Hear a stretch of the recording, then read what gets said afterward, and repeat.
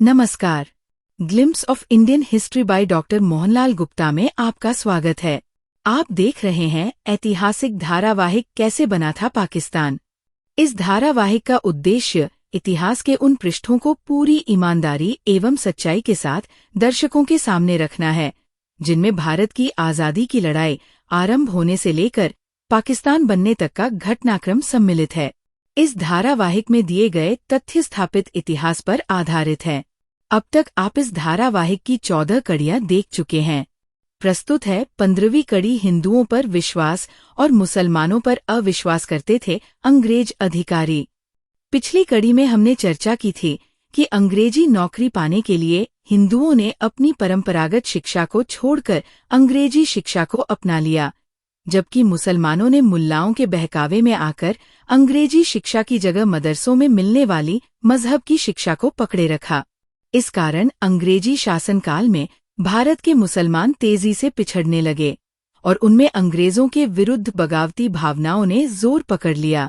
मुसलमान मानते थे कि अंग्रेजों ने ही मुसलमानों से राज्य और धन छीन लिया है तथा हिंदुओं को अपनी नौकरियों में रखकर मुसलमानों को हाशिए पर धकेल दिया है।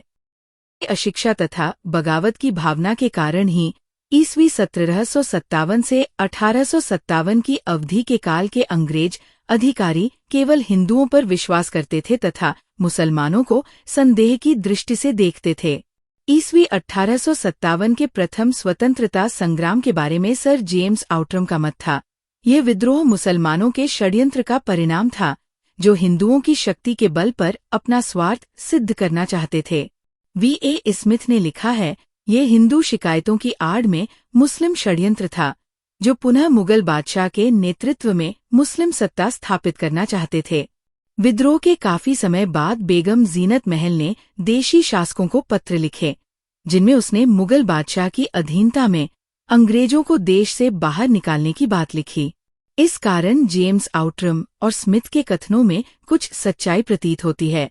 कंपनी सरकार द्वारा बहादुर शाह जफर पर लगाए गए अभियोग के जज एडवोकेट जनरल मेजर हैरियट ने अपने न्यायालय में पेश हुए समस्त दस्तावेजों का अच्छी तरह से अध्ययन करने के बाद ये निष्कर्ष निकाला, आरंभ से ही षड्यंत्र सिपाहियों तक सीमित नहीं था और न उनसे वह शुरू ही हुआ था, अपितु इसकी शाखाएं राजमहल अर्थात लाल किला और शहर अर्थात दिल्ली में फैली हुई थी।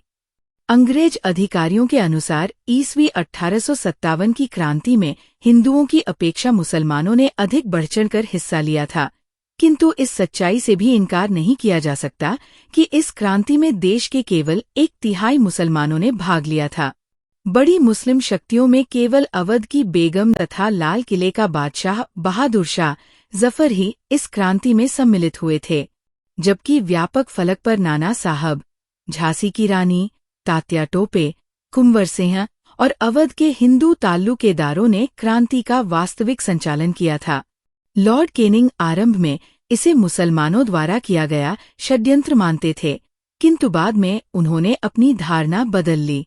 उन्होंने भारत सचिव को लिखे एक पत्र में स्वीकार किया, मुझे कोई संदेह नहीं है कि यह विद्रोह ब्राह्मणों और दूसरे लोगों के द्वारा धार्मिक बहानों पर राजनीतिक उद्देश्यों के लिए भड़काया गया था। इन तथ्यों के आधार पर कहा जा सकता है कि जहां हिंदू सेनानायक विदेशी शासन से मुक्ति के लिए लड़े, वहीं मुसलमानों के एक बड़े वर्ग ने बहादुर शाह के नेतृत्व में मुगल शासन की पुनर्स्थापना के लिए संघर्ष किया।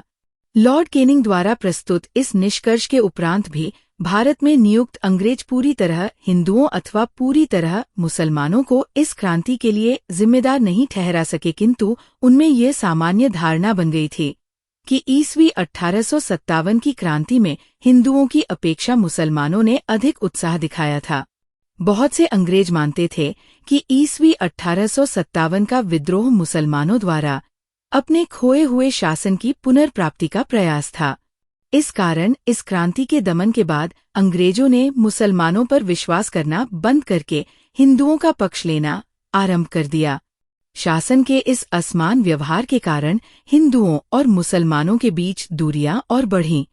इस नीति से अंग्रेज हिंदुओं और मुसलमानों के बीच सैकड़ों सालों से चली आ रही खाई को और चौड़ी करके उसका लाभ अपने पक्ष में लेना चाहते थे। कृपया इस चैनल को लाइक, सब्सक्राइब एवं शेयर करें। अगली कड़ी में देखिए, सर सैयद ने अपनी राजनीति चमकाने के लिए अंग्रेजों को खुश किया। धन्यवाद। जय हिंद।